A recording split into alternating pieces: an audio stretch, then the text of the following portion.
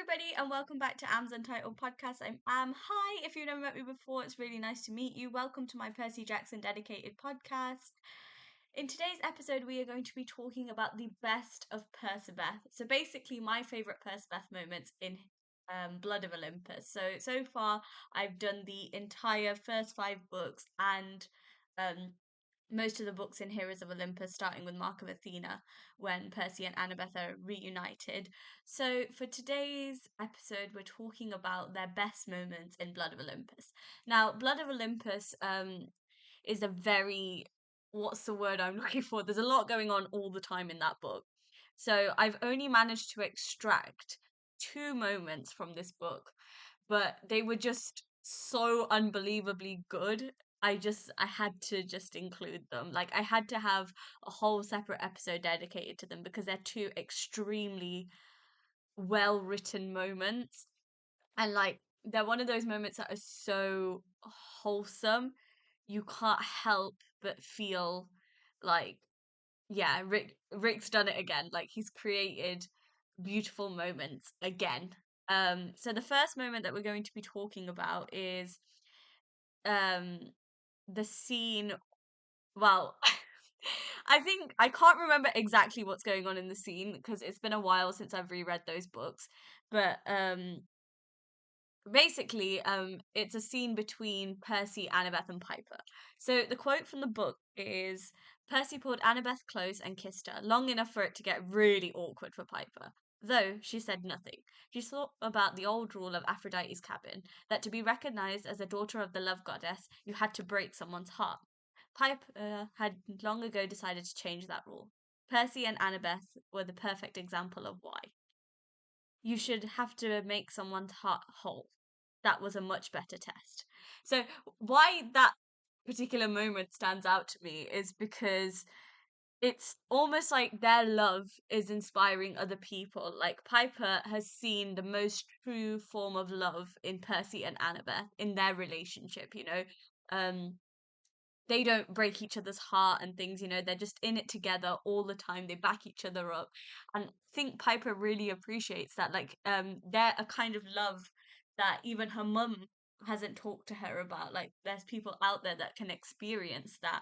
And I just love that, you know, I think what Rick was trying to do was set a standard of love that I've never seen any other author do, and it's not like an unrealistic standard either. Like, at least I don't, like, in my own personal opinion, like, I don't think that they have an unrealistic standard of love.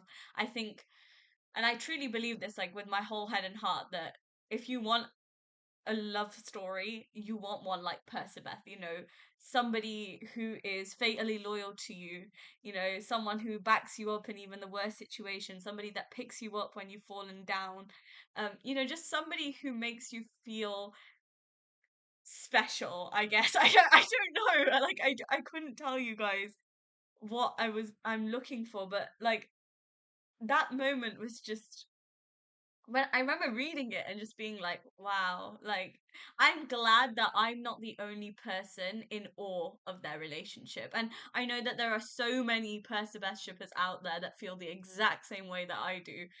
And it's almost like do you know, they're one of like the only fictional relationships that I've ever read that make me speechless. Like their moments just every single time just get better and better.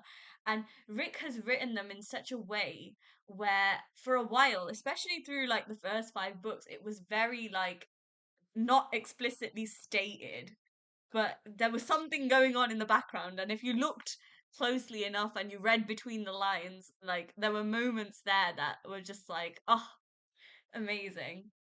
And like now that they're in like a full-fledged relationship and you know they're hoping for this future together, I think it's such a big thing, not only for the audience but for, you know, other people around them. Like everybody wants to see Percy and Annabeth like together. Like when they kissed in the 5th book, like the whole camp was like pushing them into the water to make sure they had this moment because they'd seen everything that was leading up to those moments. And I remember like reading the books for the first time, um, and just feeling something different for them, like feeling a different sort of connection to them that I've never felt in any other fictional relationship. I have never been so invested in a relationship ever. And I think that just goes down to Rick, and it's one of the reasons why he's one of my favorite writers. Like, I don't read romance, I actually find it quite cringy. But when it comes to Percy and Annabeth, I am all in, head and heart. Like my heart, like honestly, I feel physical pain when they're hurt, and I just, yeah, I love them, and I'm so grateful to Rick for them because I don't think I'd ever seen a standard of love like that before. So yeah, sorry.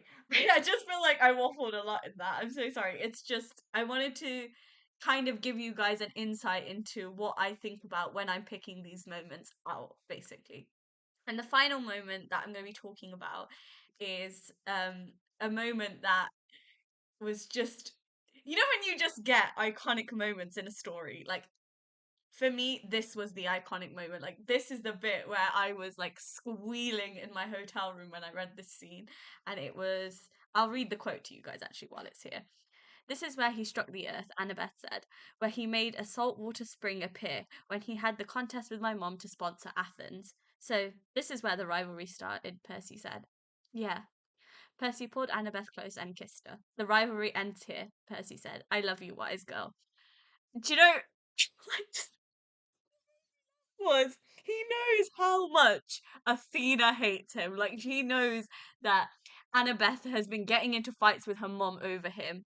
And he knows that their parents have bad blood.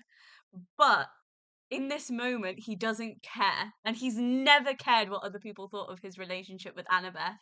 And you know, he really rubbed it in Athena's place. Like he did it in the place where she became patron of that city. And he was almost like every single time, like from I think it's in Titan's Curse when he meets Athena for the first time, and she sort of tells him that, you know, like I don't approve of your relationship with my daughter, and he's sort of like, yeah, whatever, woman, like you can think whatever the hell you want, but me and Annabeth are supposed to be together, and I love that. I just thought it was classic, like her sassy, like he has this I don't know how to describe it. Like his timing is just so funny. And like if you guys have been with me, you know, a lot of Percabeth shippers, like and seen like other people like try and come between Percy and Annabeth, like it has been like one of those journeys where I've been like literally on the edge of my seat, like praying for a way for them to be together. And now like they're having these special moments, and it's just I just feel like such a proud, I don't know, like big sister. I don't know. I'm sitting there and I'm like trying not to squeal or scream or just be happy because I love them so much and I'm so invested in what's going on. And again, that investment comes down to Rick's incredible writing. I mean, there is nobody like him. And like he's an author that I recommend to other people because you know how sometimes you read things but you don't feel connected to them. I remember when I picked up Percy Jackson for the first time, I never had that feeling. Like I posted on my threads the other day, like these books are like my comfort place. Like I always come back to these books. I reread them for fun. Like even though I know what's gonna happen, it's because they're written from such a place of love, you know. And Rick wrote this for his son because his son felt out of place in the world. Like he was struggling with ADHD and he couldn't get to grips with life. And you know, Rick made it his mission to find a way to make his son feel so comfortable in the world. And in that, he gave us Percy Jackson. And it's a series that just honestly lives in my heart. Like, I have never read anything that I love so much. And like, every day when I wake up and I have my bed next to my bookshelf, every day when I get up, I look at those books and I'm just like, wow, they gave me such a love for reading. Like the reader that I am now, the amount of books that I've read, everything comes from Percy Jackson because I just fell in love with reading because of it. And I can't believe like book Percy, like the other day, you know, when it was Percy's birthday, I was looking through like so many people's comments and stuff on Instagram and on threads. I was like, Percy is like 31 at this point. I'm just like, wow, that, that's just insane. But these books have been around for so long, and the magic is just continuing through the generations. And obviously now with the TV show being started up and stuff, and new people are being introduced to this world for the first time, which blows my mind, honestly. But yeah, and I'm seeing the impact that it has in the world, and I'm just like, oh wow. And like, when they I don't know if anybody knew about this, but they lit the Empire State Building up blue, which I thought was sick for Percy's birthday, and I was just like, wow. That shows me how many people really do love this book and this story and this character. And I am one of those people. Like, even now at like 19 years old, I've been rereading the books obviously for the podcast, and I still love them maybe even more now than I did as a kid. So I think like when people say like, oh, certain books are for children, like I really don't believe that. Like, I think that Percy Jackson is very universal. I think that it teaches you so many great lessons like in ways where they can be overlooked, like if you're not reading. Well, you can read it, but like I always say that there's a difference between reading with your eyes and reading with your heart and your soul. And when I read with full heart and soul. And the lessons that I've learned from these books, and the way I get emotional in these books, I've never like cried in a book until I read Percy Jackson, and I was like, fuck me, like I I can't believe I just did that. Like the other day I was reading, I've just finished in my reread for the podcast for Heroes of Olympus. I was on Son of Neptune, and there was a scene between Sally and Percy. Honestly, guys, I was crying my eyes out. It was so embarrassing. Like, my sister was in the room with me because she tends to play while I'm taking the notes and stuff. So she's watching her program while I'm reading.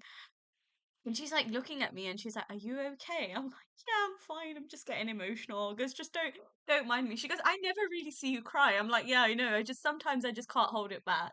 And I can't wait to share the magic of these books with her. I'm waiting till she's a little bit older. At the minute, she doesn't sit long enough for me to be able to read things to her, but I really want to get her engrossed in these books, and I want her to start watching the show as well, so I have an excuse to sit and watch it. Because everybody's like, "Why are you watching it by yourself?" I'm like, because at the minute, like all my friends, because they're my uni friends, they live like far away from me, so I don't really get to see them or spend that time with them. But um hopefully when the new season comes out, I'll have like a watch party or something. Maybe I'll do it like live on Instagram or something so you guys can see it. I don't know. I haven't decided yet, but we'll see. Season 2 obviously is in production at the minute, and I just want 2025 to hurry up and get here. Like, I genuinely just want to see what they come up with, and I'm so excited to see the chariot races as well. I went on a whole tangent. I'm so sorry, guys. I was supposed to be talking about the best of Percabeth. I was talking about their great moments, and I went on a complete tangent at the end. But thank you guys so much for listening in. I really appreciate it. Let me know what your favorite Percabeth moments are, whether they're from Heroes of Olympus, First Five Books, Chalice of the Gods. Let me know. I like hearing from you guys. Um, Next episode, we're going to be talking about the top 7 Percabeth moments in Heroes of Olympus. So stay tuned for that. Anything else do I need to say before I forget? I always do this. I get to the end of the podcast and I can't remember what I was supposed to say in my outro. Oh yeah. Episodes are available to stream on my YouTube channel and on my Spotify. Both are Aamsuntitledpodcast. Please do subscribe to my YouTube channel whilst you're there. It would be greatly appreciated. Anything else? Oh yeah, follow me on Instagram, follow me on Threads, and I will speak to you guys in the next episode. Mwah. Bye.